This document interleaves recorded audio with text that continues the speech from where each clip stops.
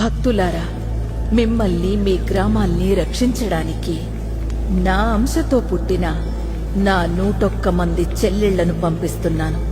గ్రామ దేవతలుగా పిలవబడే నా చెల్లెళ్లను నన్ను చీరా సారెలతో పసుపు కుంకుమలతో బోనాలెత్తి జాతర చెయ్యండి. మిమ్మల్ని కంటికి రెప్పలా కాపాడుకుంటాము.